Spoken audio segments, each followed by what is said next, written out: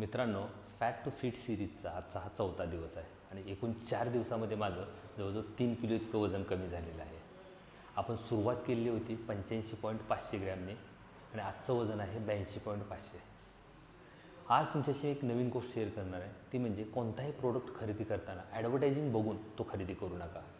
तर त्या प्रोडक्टच्या पाठीमागच्या बाजूला इन्ग्रेडियंट दिलेले असतात. त्या इन्ग्रेडियंटमध्ये त्या प्रोडक्टमध्ये कोणकोणते पदार्थ वापरलेले आहेत त्याची लिस्ट असते. त्याचबरोबर न्यूट्रिशनल फॅक्ट हेही दिलेलं असते. त्याच्यामध्ये प्रोटीनचं प्रमाण किती आहे, कार्बोहायड्रेट किती आहे, फॅट किती आहे, फॅटमध्ये ट्रान्स फॅट किती आहे, सॅच्युरेटेड फॅट किती आहे, सोडियम किती आहे, त्याचबरोबर शुगरचं प्रमाण किती आहे, ही सगळी डिटेल त्याच्यामध्ये दिलेली असते.